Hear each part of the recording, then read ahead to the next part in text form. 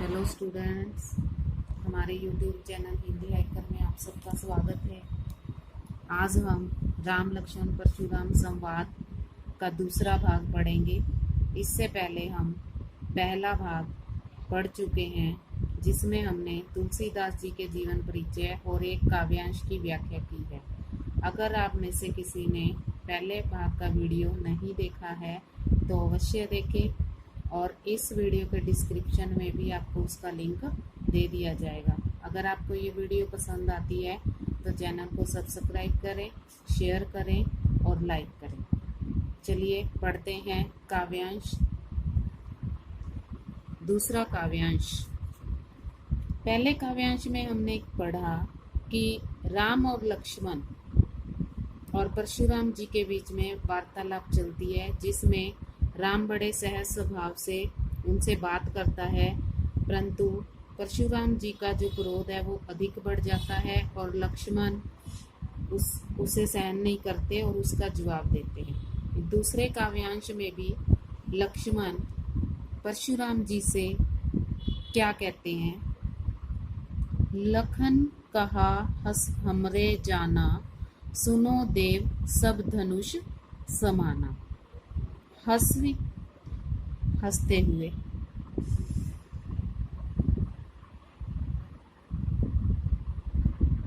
सुनो देव सब धनुष समाना समान। अब लक्ष्मण हंसते हुए कह रहे हैं, हे देव सुनो, हमारे लिए तो सब धनुष एक समान है। अब परशुराम जी क्रोधित हैं काफी, क्योंकि शिव जी का धनुष टूट जाता है। और अब लक्ष्मण हंसते हुए उनको कह रहे हैं कि हे देव, हमारे लिए तो सभी धनुष एक जैसे ही हैं, एक समान हैं, एक जैसे ही हैं। काशति लाभ जून धनु तोरे, देखा राम नयन के भोरे। काशति, क्षति मीन्स हानि, लाभ लाभ, देखा राम नयन के भोरे, नयन आँख।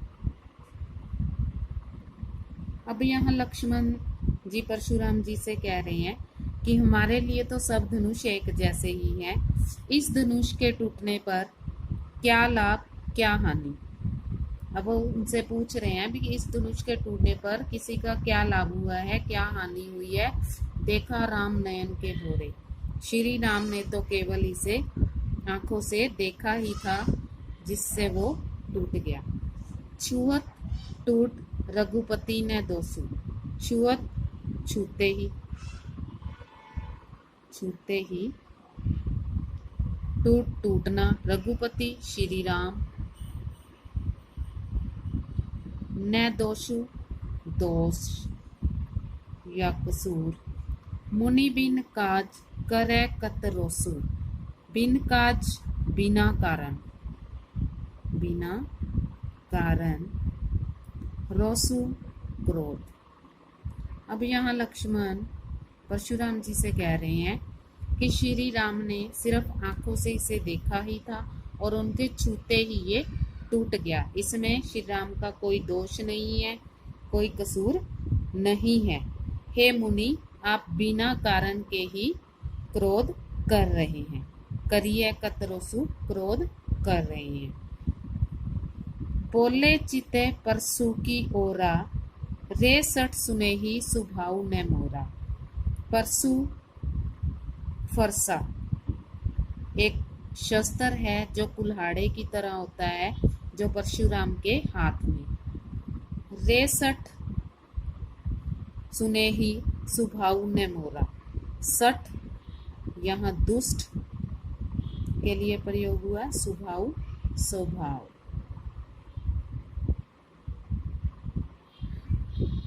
अब यहाँ परशुराम जी लक्ष्मण की बातें सुनकर उनका जो गुस्सा है वो और बढ़ जाता है, और वो लक्ष्मण से क्या कहते हैं, वो अपने फरसे की तरफ, चित्ते मतलब अपना ध्यान फरसे की तरफ करते हुए, कि ओरा मतलब और तरफ। परशुराम जी अपना ध्यान फरसे की ओर करते हुए या अपने फरसे की तरफ देखते हुए क्रोध में बोल रहे हैं रे सट सुने ही स्वभाव न मोरा। रे दुष्ट बालक, तुम मेरे स्वभाव के बारे में तुमने नहीं सुना, मेरे स्वभाव के बारे में तुमने नहीं सुन रखा। बालक बोली बधो नहीं तो ही, केवल मुनि जड़ जानी मोही। बालक बोली बधो नहीं तो ही, बधो मतलब वध। केवल मुनि जड़ जानी मोही, जड़ मतलब मूर्ख। अब यहाँ परशुराम जी लक्ष्मण जी को कह रहे हैं कि यह सोचकर कि तुम बालक हो, मैं तुम्हारा वध नहीं कर रहा। बालक बोली बधो नहीं तो ही, यह समझकर कि तुम एक छोटे बालक हो, मैं तुम्हारा वध नहीं कर रहा। केवल मुनि जड़ जानी मोही, तुम मुझे केवल मूर्ख मुनि समझ रहे हो क्या। मोही मतलब तुम मुझे मूर्ख मुनि समझ रहे हो। अब लक्ष्मण को वो कह रहा है कि बालक समझकर मैं तुम्हारा वध नहीं कर रहा और तुम मुझे मूर्ख मुनि ही समझ रहे हो।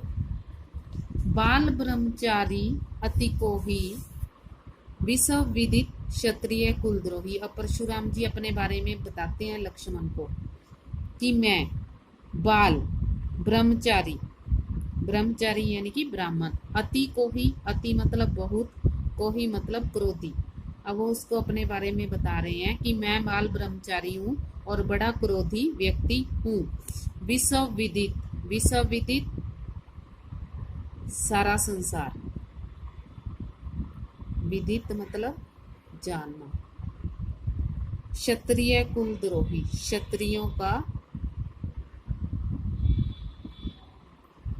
द्रोही मतलब शत्रु। अब यहाँ परशुराम जी अपने बारे में बता रहे हैं कि मैं बाल ब्रह्मचारी हूँ और बहुत क्रोधी व्यक्ति हूँ। सारा संसार इस बात से परिचित है, सारा संसार इस बात को जानता है कि मैं क्षत्रियों का शत्रु हूँ, यानी कि जो क्षत्रिय हैं वो मेरे शत्रु हैं।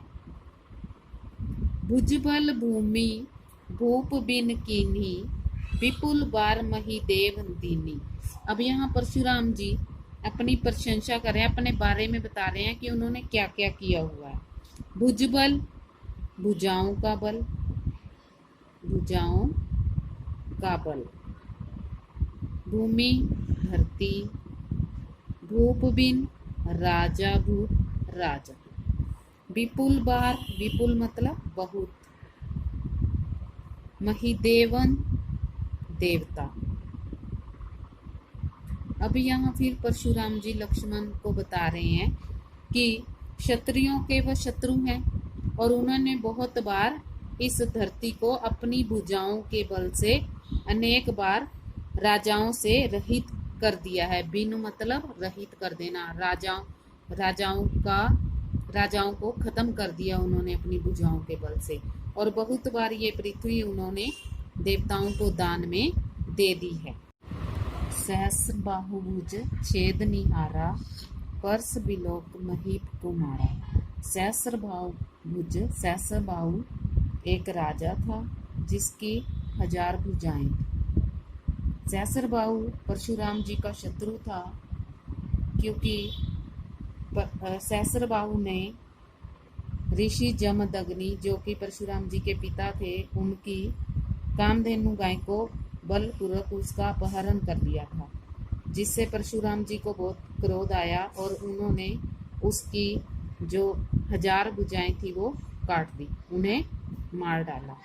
अब सहस्रबाहु के वध के बाद उसके पुत्रों ने परशुराम जी के पिता जमदग्नि जी को मार डाला, जिससे परशुराम जी का क्रोध बढ़ गया और उन्होंने प्रतिज्ञा ली कि वो इस पृथ्वी को क्षत्रियों से विहीन कर देंगे, यानी कि इस पृथ्वी को वो राजाओं से रहित कर देंगे। और वो इसलिए वो क्षत्रिय कुल को अपना द्रोही मानते, शत्रु थे उनके, इसीलिए वो उनसे हमेशा नाराज थे। परसु बिलोक महीप कुमारा। अब राजा पुत्र लक्ष्मण को वो कह रहे हैं कि इस फरसे को देखो, इसने 1000 भुजाओं वाले राजा को भी मार डाला, को भी उसकी भुजाएं भी काट डाली। मात पिता जिन सोच वंश, करसी महिष किशोर। हे राजकुमार, महिष किशोर राजकुमार, राजा का कुमार। हे राजकुमार, तू अपने माता पिता के मन में चिंता उत्पन्न कर रहे हो। सोच वंश मतलब चिंता उत्पन्न करना। अब परशुराम फिर पूरे गुस्से में है और लक्ष्मण को कह रहा है कि हे राजा के कुमार, तुम अपने माता पिता के मन में चिंता उत्पन्न कर रहे हो, क्योंकि जो मेरा फरसा है वो तुम्हें मारने के लिए तैयार है। तुम अपनी मृत्यु को बुला रहे हो। यह फरसा बहुत भयंकर है। गर्भन के अर्भक दलन, परस मोर अति घोर। अब वो अपने परसे के बारे में कह रहे हैं, उसकी विशेषताएं बता रहे हैं कि मेरा फरसा इतना भयंकर है कि अर्भक बच्चा, यह गर्भ में पल रहे बच्चे को भी मार सकता है। यानी कि मेरा फरसा इतना कठोर है कि इतनी सामर्थ्य रखता है, इतनी क्षमता रखता है कि वो गर्भ में पल रहे बच्चे को भी मार सकता है। अब तक परशुराम ने लक्ष्मण को अपने बारे में बताया। अब तीसरे काव्यांश में लक्ष्मण परशुराम जी से क्या कहते हैं। बिहसी लखन बोले मृदुबानी, अहो मुनीश महाभट मानी। बिहसी हंसकर, लखन लक्ष्मण बोले मृदु वाणी, मृदु कोमल, अहो मुनीस महाभट मानी। अहो मुनीस मुनिवर, अहो अरे, महाभट मानी महान योद्धा, अभिमानी। अब यहाँ लक्ष्मण हंसकर अपनी कोमल वाणी में फिर बोलते हैं, अरे मुनिवर, आप तो बड़े महान योद्धा हैं और बड़े अभिमानी व्यक्ति हैं। पुन पुन मोहे दिखाव कुठारू। पुन पुन मतलब बार बार, मोहे मुझे, दिखाव दिखा रहे हो, कुठारू मतलब कुल्हाड़। चाहत उड़ावन फूक पहाड़। अब यहाँ लक्ष्मण उन्हें अभिमानी और महान योद्धा बताते हुए कहते हैं कि तुम तो बड़े महान योद्धा हो, अभिमानी हो, फिर भी मुझे अपना कुल्हाड़ा दिखाकर तुम चाहते हो कि आप फूंक मारकर पहाड़ उड़ाना चाहते हो। कहने का मतलब कि तुम मुझे अपना कुल्हाड़ा दिखाकर भयभीत करना चाहते हो। इहा कुम्भड़ बतिया को नाही, जे तर्जनी देख मरी जाही। कुम्भड़ बतिया काशी फल।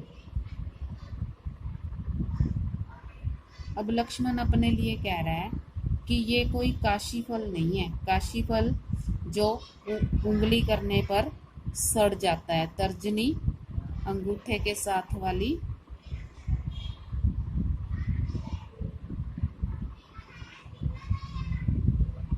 उंगली। अब यहाँ लक्ष्मण परशुराम जी से कह रहा है कि ये कोई काशी फल नहीं है जो तर्जनी देखकर, जो उंगली देखकर सड़ जाएगा। कहने का मतलब काशी फल से मतलब वो अब ये कह रहा है कि ये कोई कमजोर व्यक्ति नहीं है कि जो तुम्हारे डराने से डर जाएगा या मर जाएगा। देख कुठारू सरासर बाना, मैं कछु कहा सहित अभिमाना। कुठारू कुल्हाड़ा, सरासन बाना धनुषबान। अब फिर लक्ष्मण परशुराम जी से कह रहे हैं कि मैंने आपको कुल्हाड़े और धनुषबान से सुशोभित देखा। मैंने आपको कुल्हाड़े और धनुषबान से सुशोभित देखा है और मैंने कुछ कहा सहित, अगर मैंने अभिमान पूर्वक कुछ कह दिया हो तो भृंगसुत समझ जनेऊ बिलोकी, जो कुछ कहूँ सहो रिस रोकी। भृंगसुत, यहाँ भृंगसुत वर्ड परशुराम जी के लिए आया है क्योंकि वो भृंग कुल से संबंधित थे। वो कह रहे हैं, अब लक्ष्मण यहाँ परशुराम जी को कह रहा है कि आप ऋषि भृंग के पुत्र हैं। भृंगसुत समझकर और जनेऊ बुलोकी, और तुम्हारे गले में जनेऊ धारण देखकर यह सब देखकर मैंने जो कुछ कहूँ सहो रिस रोकी मतलब अपने क्रोध को रोक लिया है, यानी कि मैं आपके द्वारा कहे गए वचनों को सहन कर रहा हूँ। मैंने अपने गुस्से को रोक रखा है कि आप भृंगसुत हैं और आपने जनेऊ धारण किया हुआ है, इसलिए मैंने आपके जो क्रोधित वचन थे वो सह लिए हैं। मैंने अपना गुस्सा रोक कर रखा। सुर महिसुर हरिजन और गाय। अब यहाँ लक्ष्मण अपने बारे में बताते हैं कि उनके कुल की क्या मर्यादा है। सुर महिसुर, सुर देवता,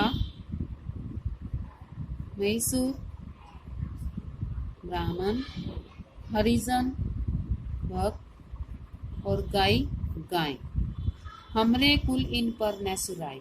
अब वो अपने कुल के बारे में बताते हैं कि हमारे कुल की क्या मर्यादा है। लक्ष्मण परशुराम जी को बता रहे हैं कि हमारे कुल की ये मर्यादा है कि हम देवता, ब्राह्मण, भक्त और गाय पर कोई सुराई मतलब शूरवीरता नहीं दिखाते, यानी कि अपने बल का प्रयोग नहीं करते। ये हमारे कुल की परंपरा है, ये हमारे कुल की मर्यादा है। और अगर हम ऐसा करते हैं तो बंधे पाप अपकीर्ति हारे। बंधे पाप अपकीर्ति हारे। अपकीर्ति अपयश, हारना। मारतुहु पाप परिय तुम्हारे।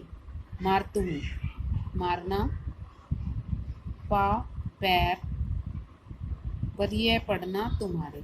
अब लक्ष्मण परशुराम जी से कह रहा है कि हमारे कुल की ये मर्यादा है। हमारे कुल में देवता, ब्राह्मण, भक्त और गाय पर अपनी शूरवीरता नहीं दिखाते, अपना बल नहीं दिखाते, क्योंकि इनको मारने से हमें पाप लगता है और इनसे अगर हम हार जाते हैं तो हमें अपयश मिलता है, हार की प्राप्ति होती है।